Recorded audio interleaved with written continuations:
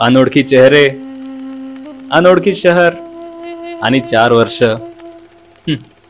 घरापासून 5-6 किलोमीटर दूर आपलं दुसरं घर म्हणजेच कॉलेज.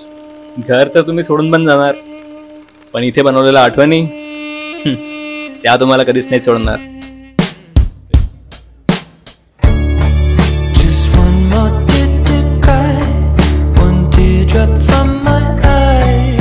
हॉस्टेल, जिथे 4 वर्षांसाठी तुम्ही मित्रांसोबत फक्त रूमच शेअर नाही करणार, तर खूप साऱ्या आठवणी पण. तर हीच आहे आमची हॉस्टेल रूम. आणि आता ही हॉस्टेल रूम सोडून खूप जास्तच कडे जाणार आहे, आणि जाणार पण का नाही, कारण आठवणीच एवढा जास्त बनवल्या आम्ही इथे.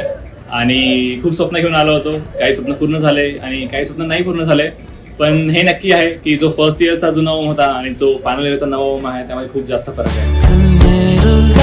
तर आता जसं जसं कॉलेज संपायला येत आहे, तसंच बॅच फोटो आणि फेअरवेल पण जवळ येत आहे. तर आता आम्ही आलोय कटिंगला, कारण फोटोमध्ये एवढं चांगला दिसायला पाहिजे.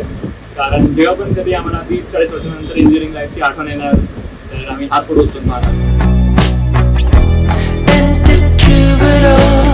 आता जेव्हा वेळ येणार, तेव्हा फक्त हॉस्टेलचेच मित्र नाही, तर लोकल मित्र पण तुमच्यासाठी तेवढंच तत्परतेने उभे राहणार. तर जस्ट आम्ही आताच हेअरकट करून आलोय, आणि जसं की आपल्याला माहिती आहे की 2 दिवसानंतर आपला फेअरवेल आहे, आणि त्यासाठीच असं अनऑफिशियली मुलांनी डिस्कस केलं होतं की आपण ब्लेझर वगैरे घालून जाऊ.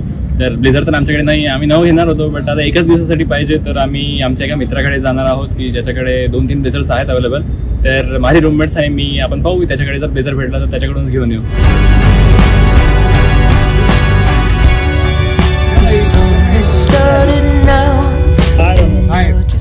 हो, हीच असणार आहे तुमची खरी कमाई.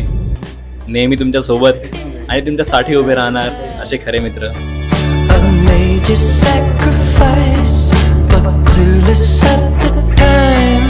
तर आता ब्लेझर घेऊन तर झालाय आमचं. आता थोडं फिरत आहे ठाण्यामध्ये, आणि का बरं की हॉस्टेलला आमचं लेट झालाय आणि 11:30च्या नंतर हॉस्टेलमध्ये जाणं अलाउड नाही आहे. तर आता इथेच कुठे फिरू आणि सकाळी 5 वाजता निघू हॉस्टेलसाठी. फक्त मस्ती मजा करणंच नाही, तर हॉस्टेल तुम्हाला डिसिप्लिन पण शिकवणार.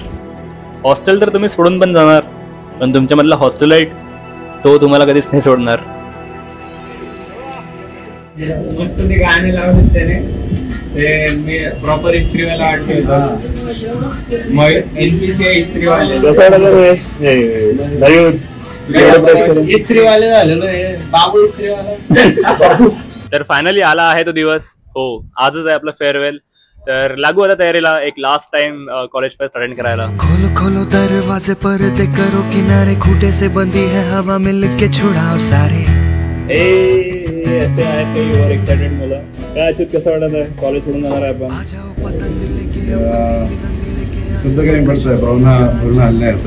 तर आता आमची तयारी झाली आहे, आणि आता अकॉर्डिंग टू शेड्यूल आमचा आधी हॉस्टेलचा फोटोशूट असणार 5 वाजता, आणि त्यानंतर लगेच 5:30 वाजता आपण ब्रांचचा फोटोशूट करायला जाणार आहे, जिथे मे बी फ्रेम डिस्ट्रीब्युशन पण होणार.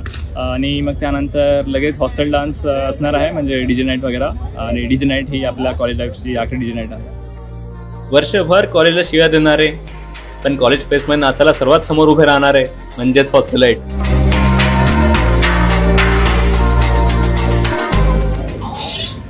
Fine fine.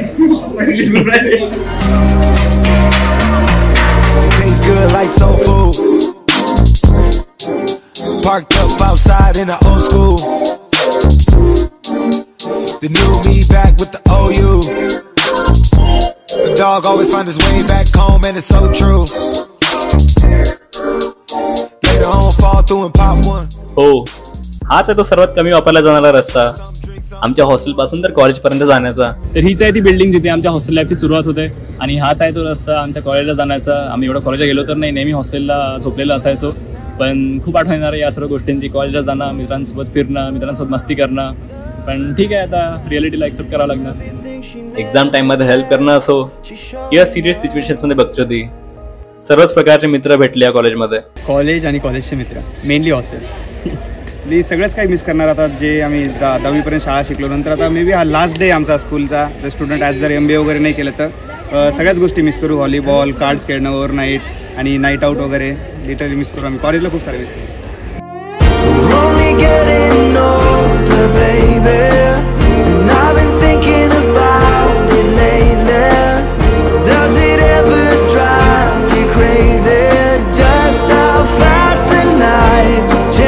तर 20 वर्ष आपण ज्या गोष्टीसाठी मेहनत करतो ते आहे नोकरी आणि डिग्री. तर दोन्ही या कॉलेजने दिलं आहे.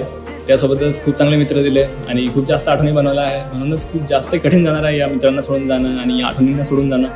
पण ठीक आहे, आता हा आपल्या व्हिडिओचाच एंड नाही तर आमच्या इंजिनिअरिंग लाईफचा पण एंड आहे.